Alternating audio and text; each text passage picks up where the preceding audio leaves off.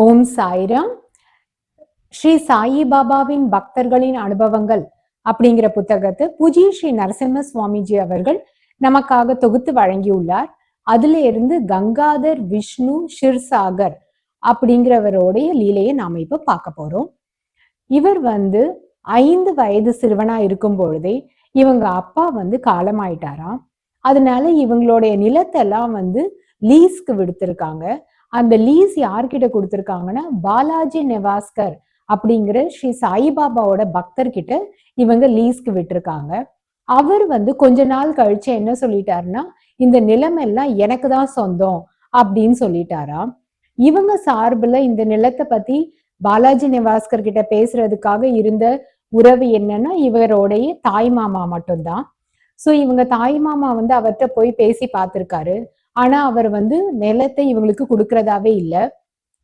ஆனா அவர் என்ன சொல்லியிருக்காரு, சரி நீங்க வாங்க ஷீரடிக்கு, ஸ்ரீ சாய்பாபா கிட்ட போய் இதை பத்தி பேசிக்கலாம் அப்படின்னு சொல்லியிருக்காரு. இது வரைக்கும் இவங்க குடும்பத்துல யாருக்கும் ஸ்ரீ சாய்பாபாவை பத்தி ஒண்ணுமே தெரியாது. இவங்க அம்மாவும் தாய் மாமாவும் நெவாசையில இருந்து கிளம்பி பாலாஜி நெவாஸ்கர் சொன்னபடி ஷீரடிக்கு வந்திருக்காங்க. முதல் முறையா அவங்க ஸ்ரீ சாய்பாபாவோட தரிசனத்துக்கு துவாரகமாய்க்கு போறாங்க.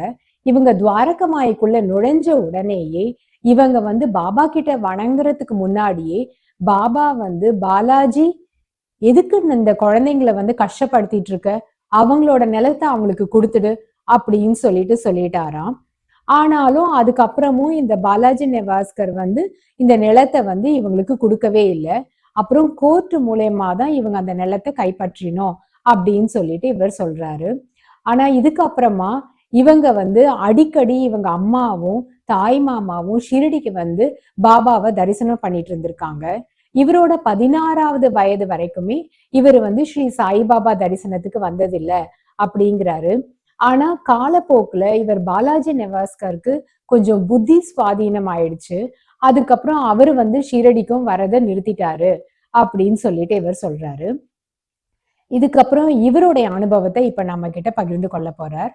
இவர் ஒரு 2 வருஷத்துக்கு முன்னாடி, அதாவது இந்த பேட்டியே இவர் நவம்பர் மாதம் 29ஆம் தேதி 1936ஆம் ஆண்டு நம்ம பூஜ்ய ஸ்ரீ நரசிம்ம சுவாமிஜி கிட்ட கொடுத்திருக்காரு.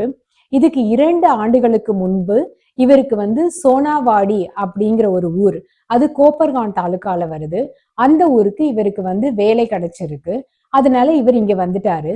இங்க வந்ததுக்கு அப்புறம் இவர் அடிக்கடி ஷிரடிக்கு சாய்பாபா மந்திர்ல உட்கார்ந்து அங்க பாபாவுக்கு பஜனையெல்லாம் பாடிட்டு இருப்பாராம்.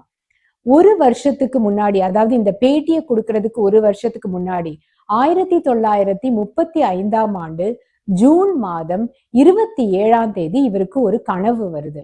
அந்த கனவுல ஸ்ரீ சாயிபாபா தோன்றி இவர்கிட்ட, ஏன் கவலைப்படுற, உன்னுடைய வீடு உனக்கு தான், நீ எழுந்துரு, இப்போ ஷீரடிக்கு போகணும், ஷீரடியில ஜாத்தர் நடக்குது, அங்க வா, இப்ப என்ன தூங்கிட்டு இருக்கீங்க அப்படின்னு சொல்லிட்டு பாபா இவரை ஷீரடிக்கு கூட்டிட்டு போற மாதிரியும், ஷீரடியில அங்க எல்லாருக்கும் உணவளிக்கிற அந்த கூடத்துக்கு இவரை கூட்டிட்டு போறாரு. இவரும் அங்க போயிட்டு அந்த பிரசாதத்தை சாப்பிட்டுட்டு பாபா கிட்ட வணக்கம் தெரிவிக்கிறாரு. பாபாவை வணங்கிட்டு இருக்கும் போது இவர் முழிச்சிடுறாரு கனவுல இருந்து. இது ஒரு ரொம்ப குறிப்பிடத்தக்க கனவு. ஏன்னா இந்த கனவு முடிஞ்சு ஒரு சில நாட்களுக்குள்ளேயே இவருடைய அண்ணா கிட்ட இருந்து இவருக்கு ஒரு கடிதம் வருது. அந்த கடிதத்துல என்ன குறிப்பிடப்பட்டிருக்குன்னா, இவங்களுக்கு சொந்தமான ஒரு வீடு அகமது நகர்ல இருக்கு. அந்த வீடு கோர்ட்ல கேஸ்ல இருக்கு. அந்த கேஸுக்கு இவங்க மேல்முறையீடு செஞ்சிருக்காங்க. அந்த மேல்முறையீடு இவங்களுக்கு சாதகமா கிடைச்சிருக்கு. அதனால அந்த வீடு இவங்களுக்கு தான் சொந்தம் அப்படின்னு சொல்லிட்டு கோர்ட் உத்தரவு என்னைக்கு கொடுத்திருக்காங்கன்னா, சரியா இவருக்கு என்னைக்கு பாபா கனவுல அந்த வீடு உனக்கு தான் அப்படின்னு சொன்னாரு இல்லையா, அதாவது ஜூன் மாதம் 27ஆம் தேதி, அந்த தேதியில தான் இவங்களுக்கு கோர்ட்ல இருந்து இந்த அப்பீலுக்கான ரிசல்ட் வந்திருக்கு, ஜட்ஜ்மெண்ட் வந்திருக்கு. அப்ப இத பார்த்த உடனே இவருக்கு ரொம்ப சந்தோஷம் ஆயிடுச்சு. பாபா மேல இருந்த அந்த நம்பிக்கையும் பக்தியும் பன்மடங்கா பெருகியது அப்படின்னு சொல்றாரு. இதோட இந்த பக்தரோட லீலை முற்று பெறுகிறது. அடுத்த பக்தர் வரும் எபிசோட்ல நம்ம பார்க்கலாம்.